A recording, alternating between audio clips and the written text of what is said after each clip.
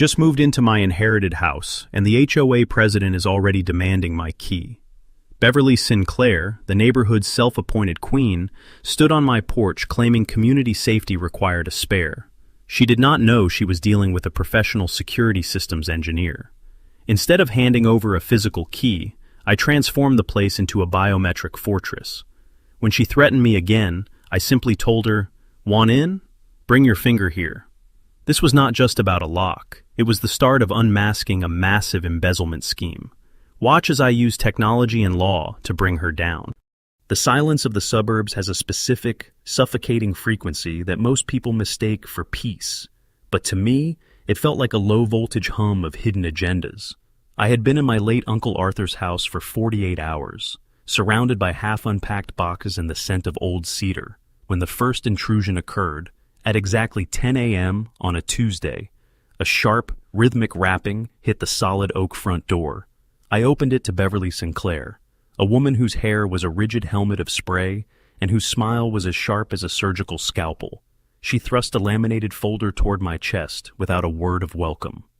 Section 4.2 of the Willow Creek Bylaws. "Elias," she said, her voice dripping with saccharine condescension. "All homeowners provide a master spare key to the board for emergency access and maintenance oversight. Hand it over." Her palm was up, her eyes already scanning my living room for flaws. I am a security systems engineer who designs high encryption protocols for government contractors. So, the idea of handing a physical key to a stranger was a fundamental violation of my professional ethics. I kept my voice as flat as a dial tone, refusing to give her the emotional reaction she clearly craved. I do not hand out keys to my private residence. "Beverly," I replied, "my uncle might have followed those rules, but the Fourth Amendment suggests your bylaws cannot supersede my right to a secure domicile." Her eyes hardened into two chips of gray flint as she stepped into my personal space. "This is not a request, Elias. It is a requirement." She cited the standard script about potential water leaks in vacant units to justify their welfare checks. A micro-tyranny disguised as communal concern. I told her to call the fire department if a true emergency arose, but she would not be getting a key from me. After she marched away with the indignant strut of a displaced dictator, I retreated into the house to inspect Arthur's old security monitors. My blood ran cold when I saw the coaxial cables. They had been cleanly severed with precision snips, not chewed by rodents or frayed by age. Most disturbing was the timing, as the feed had gone dark exactly 3 days before Arthur's sudden passing. This raised a chilling possibility if he had suffered a medical crisis. He would have been unable to signal for help, or perhaps someone wanted to ensure his final visitors remained unrecorded. This was not mere administrative overreach. It was a calculated blackout that suggested my uncle had been neutralized long before I arrived. I realized then that Beverly had likely enjoyed unfettered access to this house for years, and my presence was a threat to whatever routine she had established.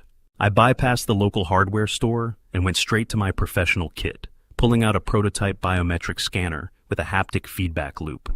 This system did not just recognize fingerprints. It mapped the subdermal vascular patterns of the finger, making it impossible to spoof with silicon molds or high-resolution photos. By 8 p.m., the old brass deadbolt was gone, replaced by a sleek black titanium interface that looked like it belonged on a high-security vault.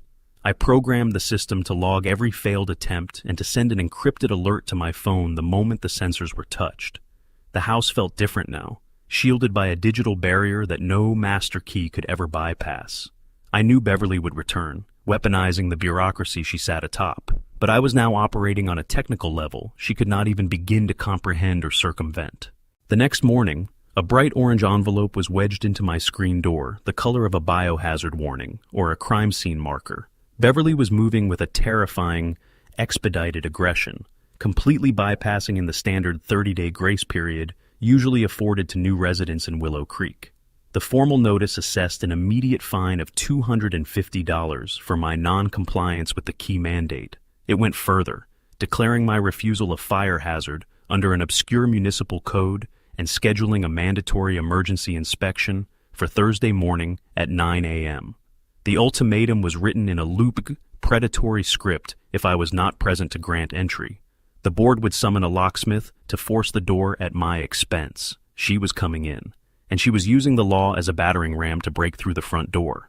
I spent the better part of Wednesday morning immersed in the 300-page Willow Creek Covenant, a document designed to be so tedious that no sane person would ever read it in its entirety. Most residents treat these bylaws as a set of polite suggestions, but I treated them like a source code audit, looking for the logical flaws that Beverly Sinclair used to exert her control. I found my opening in the very section she had cited, Section 4.2.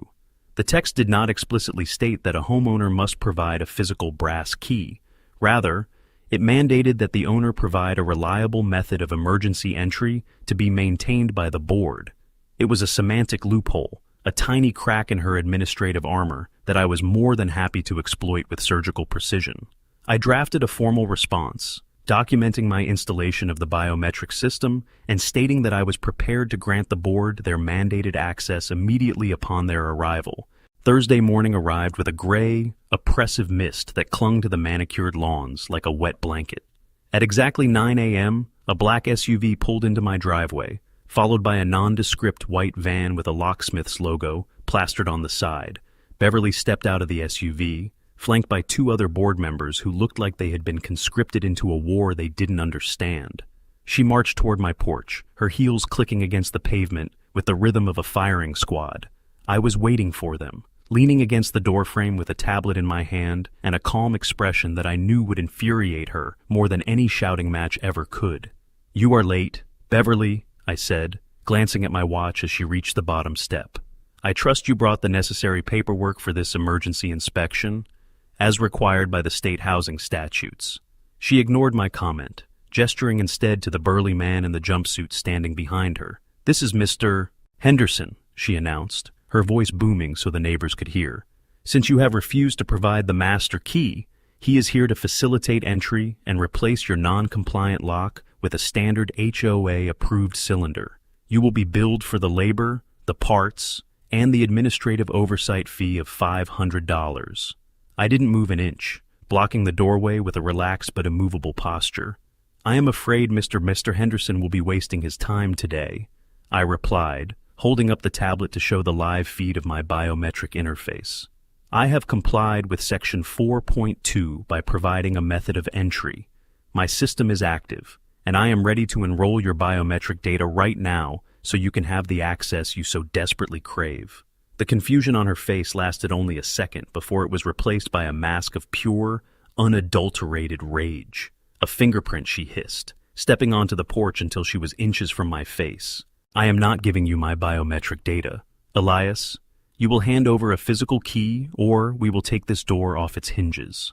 I smiled then, a cold and thin expression that didn't reach my eyes. "The bylaws do not specify the medium of the entry method. Beverly, if you want into my house for an emergency, you need to provide your finger. So, bring your finger here and let's get you registered. If you refuse to use the method I've provided, any attempt to force entry will be documented as a felony trespass and a violation of the Fair Housing Act." I turned the tablet toward the locksmith, who was already taking a step back, clearly realizing he was being dragged into a legal minefield. Beverly turned to the locksmith, barking an order for him to get his tools, but the man shook his head and retreated toward his van. "I don't do domestic disputes, lady," he muttered, "especially not when the guy has a high-end biometric rig and a lawyer's vocabulary." As his van sped away, the silence on the porch became deafening. This was the mini-reveal I needed. Beverly wasn't just a stickler for rules. She was a bully who relied on the intimidation of contractors and the ignorance of her neighbors to get what she wanted. When the locksmith fled, her power evaporated for a brief, flickering moment. She turned back to me, her face trembling with the effort of maintaining her composure in front of the other board members. "You think you're very clever, don't you?" she whispered, her voice low and dangerous. "You're not the first person to try and fight the board, and you won't be the last to lose everything." As she retreated to her SUV, she didn't leave empty-handed. She pulled a mobile printer from the back seat and produced a long, thermal paper receipt that she slapped onto my mailbox. "Because you obstructed a scheduled emergency inspection and caused the forfeiture of a professional service contract, you are being assessed a second fine of $750, she shouted over the engine's roar. "Furthermore, the board has voted to place a temporary administrative freeze on your HOA account, which means you can no longer use the community facilities or, more importantly, approve any exterior renovations. I watched them drive away, but the real blow came 10 minutes later when my phone chirped with a notification from my bank. A preliminary lien notice for $1,000 had been electronically filed against the property title, a move so fast it had to have been prearranged. The lien notice sat on my kitchen island like a coiled snake, a digital shackle intended to paralyze my finances. $1,000 was a mere fraction of the estate's value, but the speed of the filing suggested a terrifying level of collusion between Beverly and the local county clerk. It was not about the money. It was a psychological siege designed to force a surrender of my privacy. I spent the afternoon ignoring the mounting pile of HOA violations and instead began a deep sweep of the property's physical bones. My Uncle Arthur was a meticulous man, a retired auditor for the Department of Defense who did not believe in coincidences or unorganized files. If he had been monitoring Beverly, as the severed camera wire suggested, he would have cached his findings in a place that required more than a master key to access. I descended into the basement, a space that smelled of damp earth and old paper, lit by flickering fluorescent tubes that hummed with a nervous energy. My uncle's workbench was a shrine to orderly chaos, lined with soldering irons and leather-bound ledgers that recorded every cent he had spent since 1985. In the corner of the wine cellar, behind a rack of dusty cabs, I found a loose limestone block that did not sit flush with the mortar. I dislodged it to reveal a small, fireproof safe bolted directly into the foundation's concrete. The mechanical click of the bolt retracting echoed through the silent room as I opened it. Bypass complete. Inside sat a single manila envelope labeled Project Willow, and as I spread the contents across the workbench, the true nature of the war I was fighting finally took its dark, inevitable shape. Project Willow was the informational center of my uncle's final months. A forensic map of $500,000 currently missing from the Willow Creek Capital Improvement Fund. Arthur had traced a series of emergency maintenance payments to a shell company called Sinclair Environmental Services, masterfully forged for repairs that never occurred. The invoices for roof work and sewage lines were fiction, cross-referenced in Arthur's notes with Beverly's lavish social media photos of Mediterranean cruises and high-end charity galas. She was not just a bossy neighbor. She was a white-collar predator who had treated the community's reserve fund like her personal piggy bank for over a decade. The most critical piece was the original irrigation contract Beverly claimed was lost in a fire, a document proving her planned private land development sat on illegal zoning and stolen utility lines. My realization was interrupted by a sharp, metallic sound from the floorboards above the distinct click of a window being forced open in the guest bedroom. My heart hammered as I realized Beverly was no longer waiting for the slow grind of the legal process. She had escalated to direct, physical confrontation. I gathered the documents back into the envelope and retreated into the shadows of the furnace room, my hand instinctively reaching for a heavy iron pipe. I watched the basement stairs through the slats in the wooden door, seeing a pair of expensive leather shoes descend slowly into the gloom. It was not Beverly herself, but a tall, imposing man carrying a heavy-duty flashlight that cut through the darkness like a searchlight. He moved with a practiced stillness that suggested he was a professional enforcer, brought in to finish what the bureaucracy could not. He reached the bottom of the stairs and began scanning the room, his light lingering on the open safe and the scattered ledgers, his breathing heavy in the cramped space. I stayed perfectly still, my eyes fixed on the man's belt where I could see the unmistakable bulge of a concealed firearm tucked into his waistband. This was no longer a drama about HOA fines and semantic traps. It had turned into a high-stakes game of survival, where the consequences were measured in blood. The man stepped toward the furnace room, his flashlight beam creeping closer to my hiding spot, and I braced for impact, knowing I had to defend myself. Just as he reached for the door handle, his radio crackled with a burst of static, and a woman's voice sharper and more panicked than Beverly's usual tone echoed through the basement. "Get out of there now!" the voice commanded. "The police are responding to a silent alarm at the perimeter, and you need to clear the property immediately." The man froze, his hand inches from the wood, before turning and sprinting back up the stairs with a speed that belied his size, leaving me alone in the dark. I had not tripped a silent alarm, which meant someone else was watching the house, or perhaps Arthur had installed a secondary system I had yet to discover. I heard the tires of a high-powered vehicle screeching away from the curb, leaving a deafening silence in the wake of the near-fatal encounter. I looked down at the Project Willow envelope, realizing that the war had just gone hot, and the stakes had shifted from property rights to a criminal conspiracy.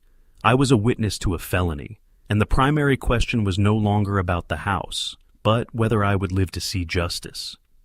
The morning after the intruder's narrow escape, the air in Willow Creek felt heavy, as if the entire neighborhood were holding its breath. I spent the pre-dawn hours not in sleep, but in a frantic, methodical fortification of my digital and legal perimeter. The mysterious silent alarm that had saved my life remained an enigma, but I had more pressing concerns. Beverly Sinclair was no longer just a petty bureaucrat. She was a desperate criminal with the power of a semi-governmental board behind her. I knew the physical threat would be temporarily shelved in favor of a full-scale systemic assault. At exactly 8 a.m., my suspicion was confirmed. A courier arrived not with one, but with 3 separate legal filings from the HOA's retained law firm. They were shifting the battlefield from my front porch to the county courthouse, utilizing a scorched earth policy of administrative harassment that would have bankrupted a less prepared man. The first document was a formal notice of accelerated fine schedule, citing my continued obstruction of emergency safety protocols as a reason to triple the daily penalties. I was now being charged $750 per day, retroactive to the date of my arrival, bringing the current balance to $4,500. The second was a petition for injunctive relief, an attempt to get a court order to forcibly remove my biometric lock and replace it with a standard HOA keyway. But it was the third document that carried the most poison, a notice of intent to foreclose. In the state of Florida, an HOA holds a terrifying amount of power. If a resident accumulates enough unpaid fines or assessments, the association can actually initiate a foreclosure process to seize the home, even if the mortgage is fully paid off. Beverly was trying to steal my uncle's legacy right out from under me using a pen instead of a crowbar. I took a breath, my fingers hovering over the keyboard as I initiated my counteroffensive. I am a man who thrives in the logic of systems, and Beverly's system was built on a foundation of assumed compliance and middle-class fear.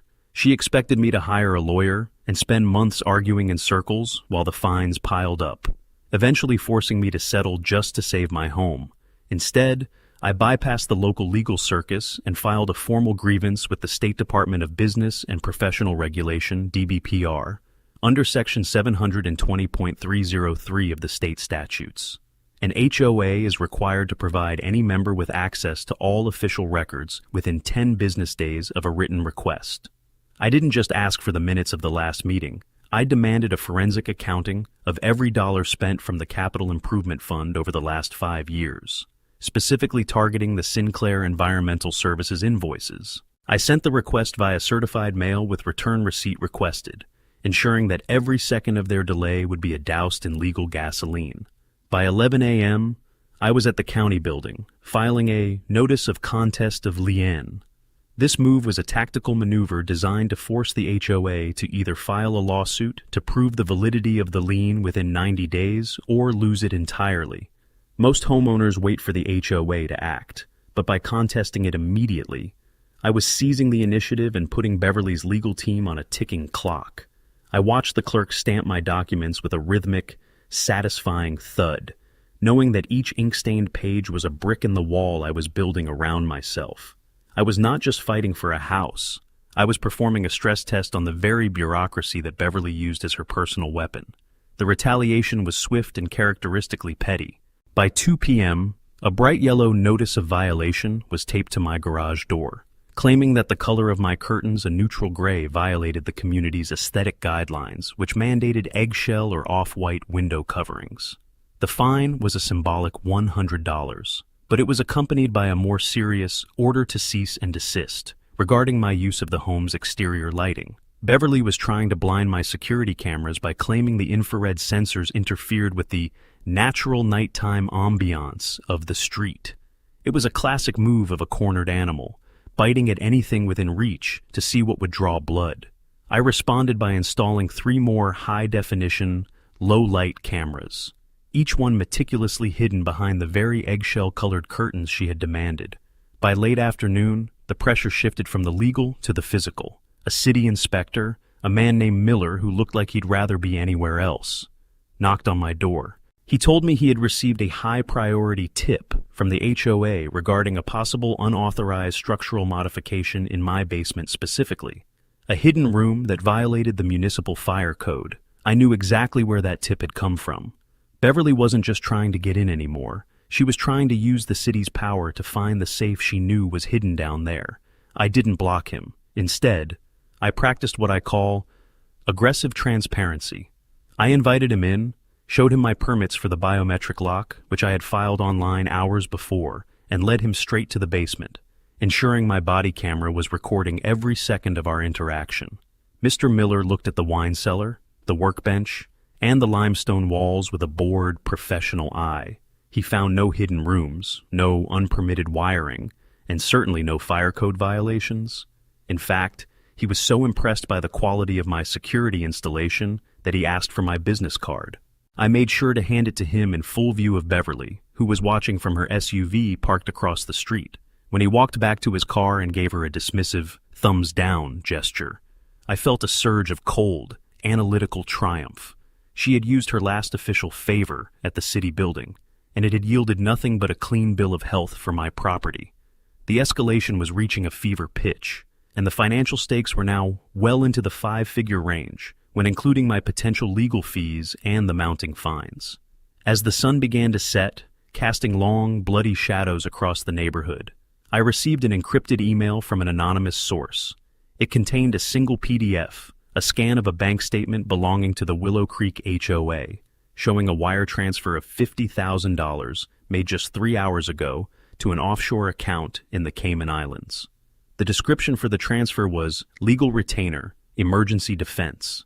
Beverly was no longer just stealing for herself. She was using the community's money to build a war chest to fight me. I realized then that the silent alarm from the previous night hadn't been an accident or a ghost in the system. Someone inside Beverly's inner circle was feeding me information. A mole who realized that the ship was sinking and wanted to trade secrets for a lifeboat. The cliffhanger arrived in the form of a black envelope slid under my door at midnight. It wasn't from the HOA or the city. It was a handwritten note on expensive stationery. Smelling faintly of the same perfume Beverly wore, it read, "You have the files, Elias, but you don't have the key to the encrypted drive where the actual bank logs are hidden. If you want to finish this, meet me at the community pool house at 2 a.m. Come alone, or the drive is destroyed, and your uncle's death remains a natural tragedy." The threat was no longer just about the house or the money. It was a direct invitation into a trap that I couldn't afford to ignore if I wanted the truth about Arthur. The community pool house at 2 a.m. smelled of over-chlorinated water and decaying leaves. I arrived not as a desperate homeowner, but as a technician entering a critical diagnostic environment. Eleanor, the HOA's meek recording secretary, emerged from the deep shadows of the pump room, trembling visibly. Without a word, she pressed a ruggedized USB drive into my palm, her eyes darting toward a parked car in the distance. She whispered that Arthur had known the end was coming and had planted a digital dead man's switch within the HOA's server, a file only someone with my specific background could hope to retrieve and decrypt. Back in the relative safety of my hardened home network, I connected the drive. It was protected by layered, enterprise-grade encryption, a formidable barrier designed to keep forensic accountants out, but familiar architecture to me. As the decryption protocols chipped away at the lock, the ugly truth Arthur died to protect began to unspool. The drive held more than just spreadsheets of embezzled funds used for gambling debts. It contained a series of sickening digital audio files. They were recordings of Beverly Sinclair deliberately delaying a call to emergency services, while Arthur was in the throes of his final cardiac event, ensuring his silence became permanent. This was the pivot point. Arthur hadn't just died. He had been allowed to die by the woman now demanding entry to his home. The revelation acted like a cold stimulant through my veins. I immediately used the drive's captured credentials to pivot directly into the HOA's corporate banking portal. I didn't just watch the data flow, I acted, flagging the recent $50,000 offshore transfer as a verified fraudulent transaction. Minutes later, a secure confirmation appeared on my screen. Bank security had frozen the assets. An investigative hold now locked down every account linked to Sinclair. The balance of power hadn't just shifted, It had shattered, leaving Beverly with an empty war chest and a legal team that would vanish the moment the checks bounced. Beverly Sinclair, however, was not a woman who surrendered to logic or the inevitable weight of the law. At 4 a.m., my perimeter motion sensors flared to life. She had bypassed the local police entirely, utilizing an obscure security emergency clause in the bylaws to mobilize a private tactical firm retained for high-risk evictions. Through my infrared monitors, I watched them deploy on my lawn, large men in dark uniforms carrying heavy-duty breaching tools, turning the quiet suburban street into a staging area. They weren't there to serve a notice. They were there to physically crush resistance under the pretext of her illegal foreclosure lien. The lead contractor approached my front door, ignoring the biometric scanner entirely and raising a heavy kinetic ram toward the titanium lock housing. Beverly was willing to destroy the physical structure of the house just to bury the evidence inside. I felt a surge of cold fury. But instead of reaching for a weapon, I reached for the public broadcast override on my console. Just as the man braced to swing the ram, every external speaker in the neighborhood blared to life, amplifying the recorded, undeniable audio of Beverly callously discussing letting my uncle die. The security team froze on the porch, their aggression paralyzed by the sound of a felony being broadcast to the sleeping suburb.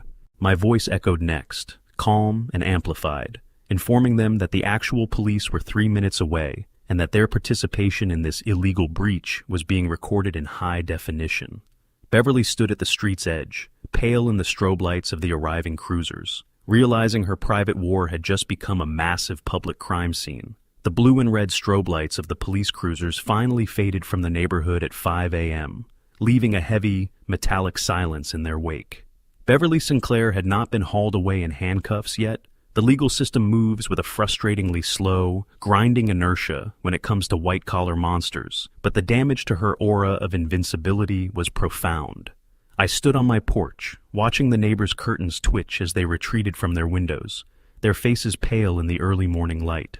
They had heard the recording of Beverly callously discussing my uncle's final moments, a sound that would linger in the suburban air long after the sirens were gone. I knew that by breakfast. The narrative would begin to shift as Beverly's PR machine, fueled by years of intimidation and local influence, attempted to rewrite the night's events. I retreated inside to my workstation, my fingers dancing across the keys as I prepared for the second phase of the war, the destruction of her community prestige. By 9 a.m., the first blow of the smear campaign landed in the form of a mass email sent from the official HOA administration account to every resident in Willow Creek. It was a masterpiece of manipulative prose, painting me as a highly trained cyber insurgent who had hacked the community's security systems to fabricate evidence against a dedicated public servant. Beverly claimed that the tactical team had been summoned not to harass me, but to protect the neighborhood from an unstable individual who was currently holding a residential property hostage with illegal military-grade encryption. She cited the $5,000 fine I supposedly owed and characterized my biometric lock as a dangerous obstruction to emergency medical personnel. It was a classic attempt at reputation reversal, designed to pivot the community's fear away from her embezzlement and toward my technological deviancy. I watched the forum comments begin to pile up, some residents expressing concern while others, the ones who had suffered under her thumb for years, remained suspiciously quiet. I did not respond to her email with a defensive rant. Instead, I utilized a truth portal I had mirrored onto the neighborhood's local mesh network, bypassing her administrative control. I uploaded a single, high-definition spreadsheet that broke down the last 5 years of HOA expenditures, color-coded by the Sinclair Environmental Services invoices. I didn't add any commentary. I let the numbers speak for themselves, showing exactly how $62,000 of pool maintenance had coincided with her high-end kitchen renovation. I also included the Notice of Contest of Lien I had filed, proving that her attempt to foreclose on my home was legally baseless and procedurally fraudulent. This was the core of my prestige war, providing the residents with the objective, mathematical reality of their own exploitation. I watched the traffic to my portal spike, the silent majority of the neighborhood finally seeing the receipts of their missing thousands. By noon, the tide of public opinion began to turn in a visible, physical way as several neighbors actually walked onto my lawn to offer their support. Mr. Henderson, the same locksmith Beverly had tried to use against me, returned this time not to break in, but to apologize and offer a statement to my legal team. He confessed that Beverly had pressured him to sign a false affidavit claiming my door was a fire hazard, threatening to pull the HOA's lucrative annual contract if he did not comply. This was a critical mini-reveal. The administrative oversight Beverly bragged about was actually a network of coerced testimonies and forged safety reports. I recorded his statement on my secure server, adding another layer to the mounting evidence pile that would eventually become her indictment. The prestige she had built on a foundation of professional bullying was beginning to crack, revealing the desperate, bankrupt woman underneath the designer suits. The escalation moved from digital forums to the very streets of Willow Creek when Beverly attempted to host an emergency safety town hall at the community park.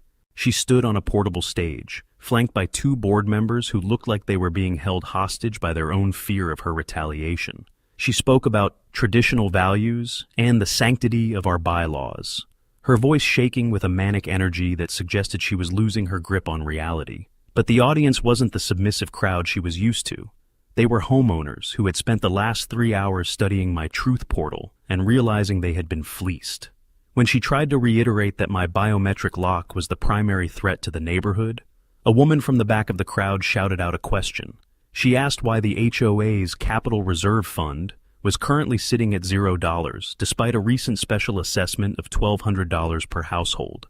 Beverly's reaction was a study in psychological collapse as she stammered through a nonsensical explanation about long-term infrastructure investments and inflationary pressures. Yet I stood at the edge of the crowd, silent and immovable, my presence a constant reminder of the digital proof that sat in everyone's pocket. The semantic trap I had set in the bylaws was now closing. By calling this meeting an emergency town hall, she had inadvertently triggered a clause that allowed any resident to call for a vote of no confidence on the spot. I stepped forward, holding a printed copy of the state housing statutes that mandated an immediate board election if 60% of the members demanded one in writing. I didn't say a word.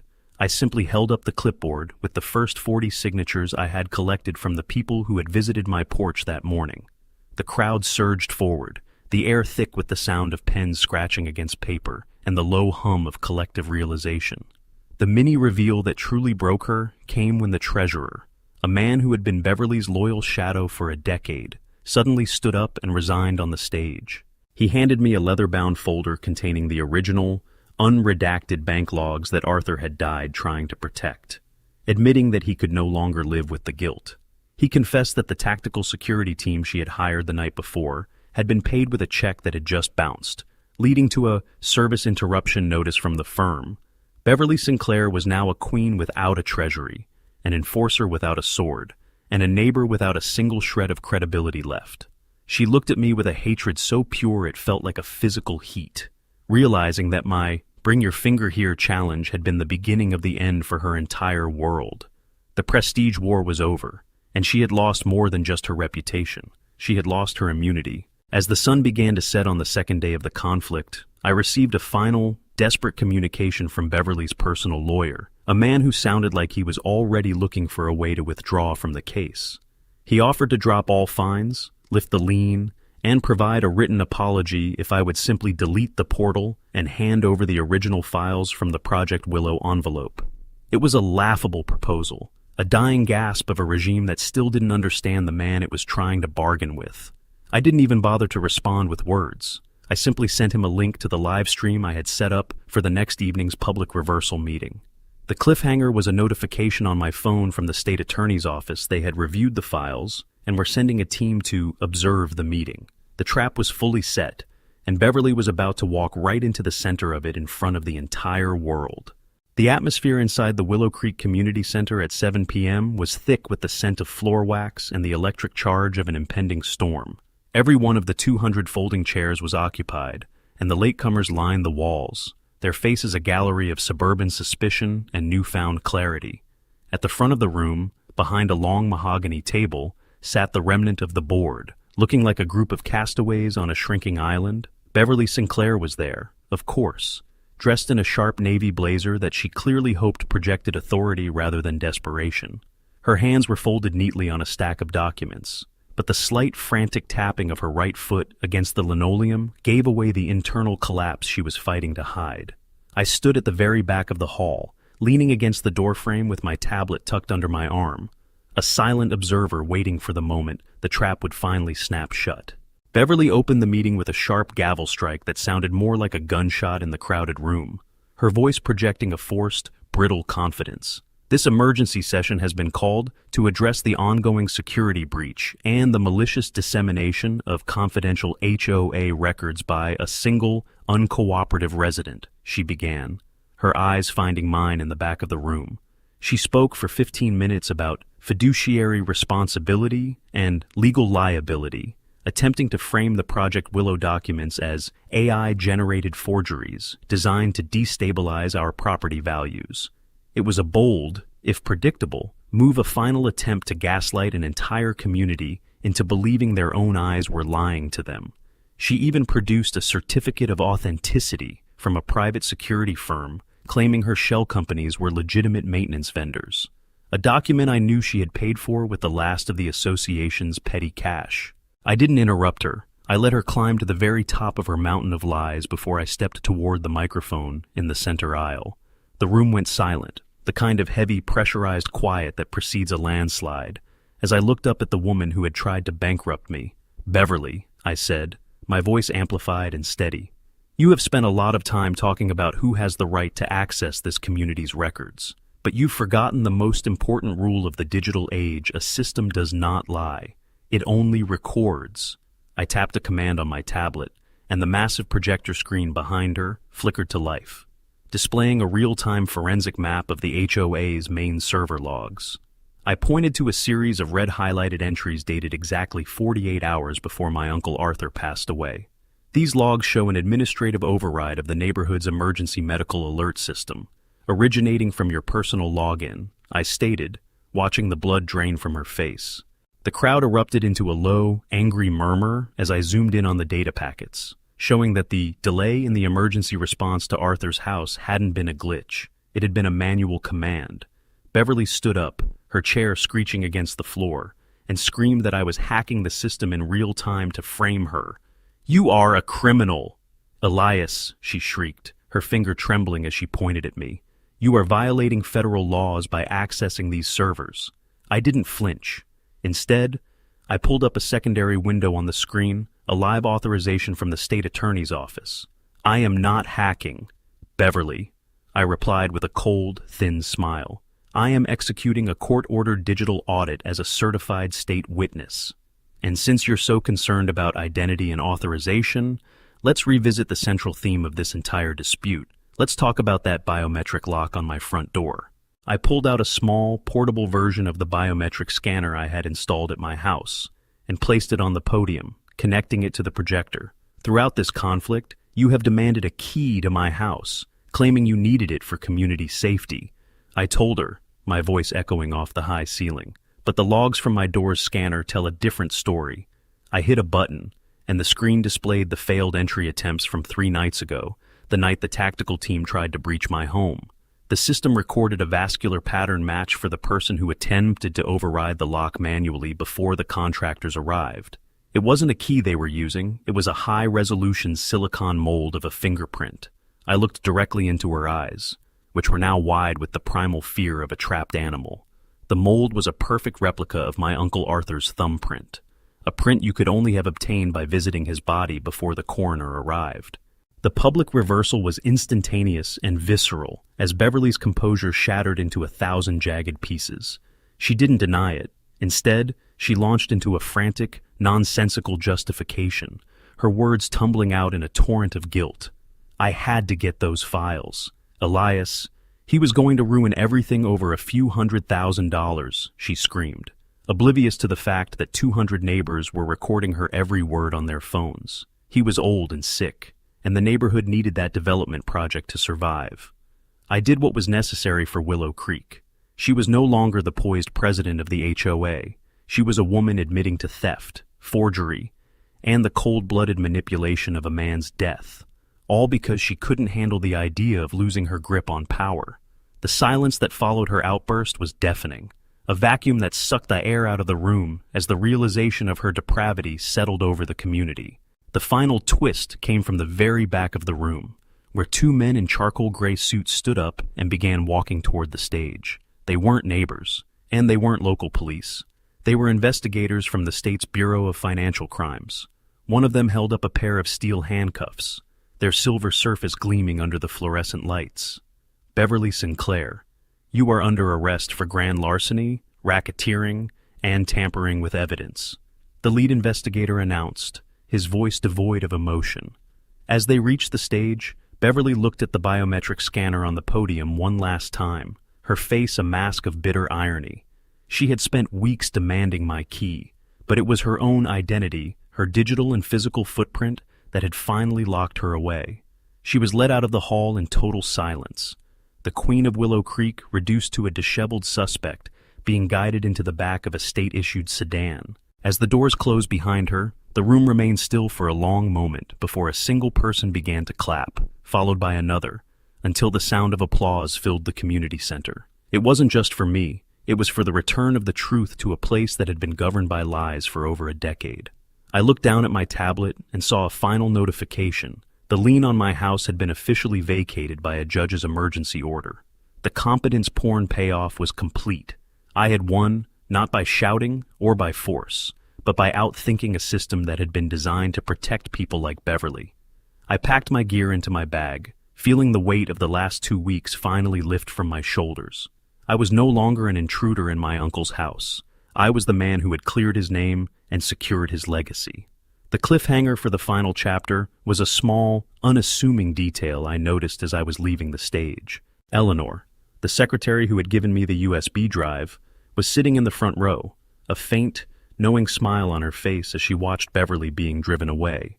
She caught my eye and nodded once, then slipped a second, much smaller micro SD card into the pocket of her sweater. It was a silent signal that Beverly was only the first domino to fall, and that the corruption in Willow Creek ran deeper than a single HOA president. As I walked out into the cool night air, I realized that the symbolic closure of this story was still one step away, and the final bill for the neighborhood's sins had not yet been fully paid. I headed toward my house, ready to see what other secrets Arthur had buried in the foundation of the home he had left for me. The morning following the public collapse of Beverly Sinclair's regime brought a type of silence to Willow Creek that I had not yet experienced, a clean, restorative quiet that felt like the fever had finally broken. I sat on my front porch with a cup of black coffee, watching the early sun glint off the windshields of cars as my neighbors headed to work, no longer slowing down to stare at the orange violation notices that had once plagued my door. The predatory atmosphere that had defined this street for a decade had evaporated along with Beverly's authority, replaced by a tentative, emerging sense of community. The legal aftermath was already unfolding with a clinical, satisfying efficiency that made every hour of forensic auditing worth the effort. Beverly was being held on a $500,000 bond, a poetic figure that mirrored the exact amount of the community funds she had systematically siphoned over the years. The state's Financial Crimes Division moved with a speed that surprised even me, seizing her assets and freezing the Sinclair Environmental Services accounts before her legal team could even file a motion for discovery. The preliminary indictment was a 34-page document of systemic greed, charging her with grand larceny, 42 counts of wire fraud, and a felony count of tampering with a deceased person's remains. The silicon thumbprint revelation had been the final nail in her coffin, turning a white-collar embezzlement case into a grim criminal investigation that the local media was now dissecting in every evening broadcast. She was facing a recommended sentence of 15 to 20 years in a state penitentiary, a staggering fall for a woman who had once thought she could dictate the color of a neighbor's curtains. The administrative freeze on my property had been lifted within hours of her arrest, and the county clerk had personally overseen the expungement of the illegal lien. In the wake of the vacuum left by the old board, a provisional committee of residents had been formed to oversee the transition to a transparent, third-party management firm. I attended the first meeting not as a candidate for office, but as a technical consultant, helping them establish a blockchain-based ledger system for all future HOA expenditures. We implemented a rule that every invoice over $500 required a digital signature from 3 separate rotating board members, ensuring that no single individual could ever seize total control of the treasury again. It was the ultimate competence porn payoff, using the very technology Beverly feared to create a system that made her brand of tyranny mathematically impossible.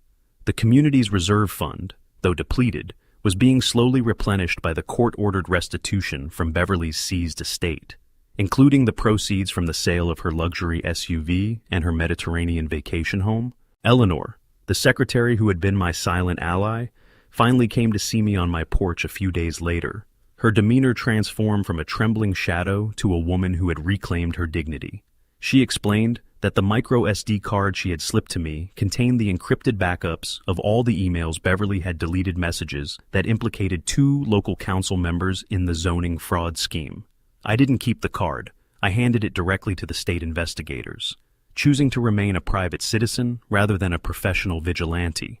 Eleanor told me that Arthur had always known I was the right person to inherit the house, not just because I was his nephew, but because I possessed the unblinking eye required to see through the fog of suburban politeness.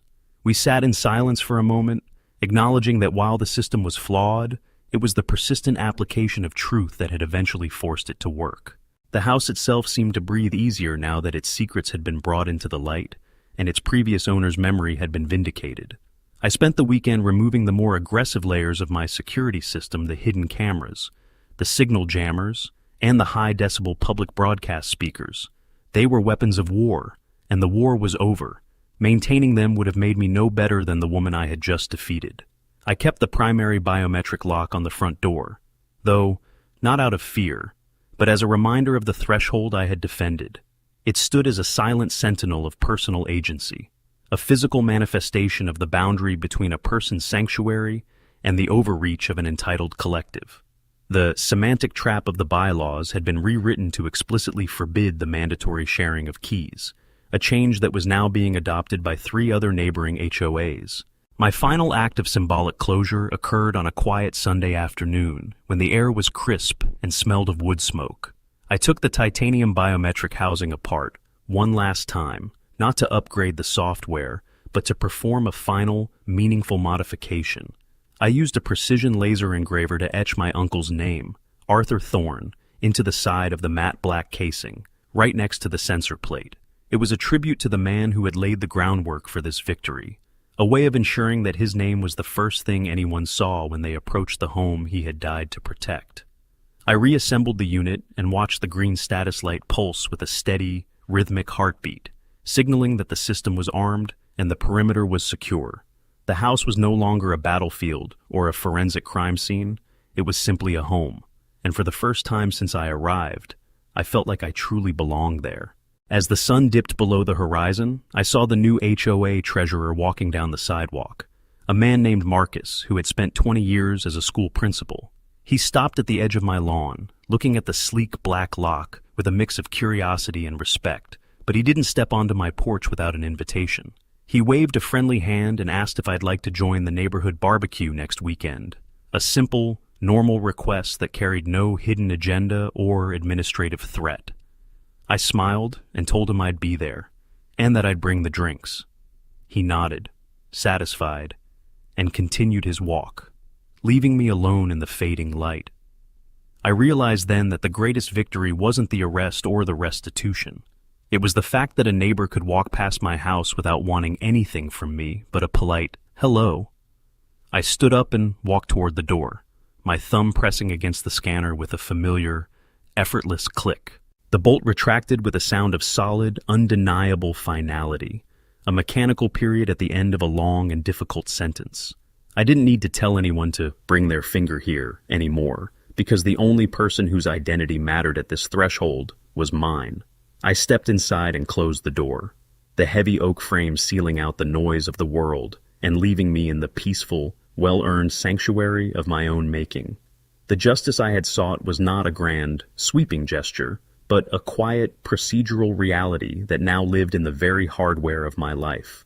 I was Elias Thorne, a man who had fought a system and won, and my house was finally, undeniably, my own.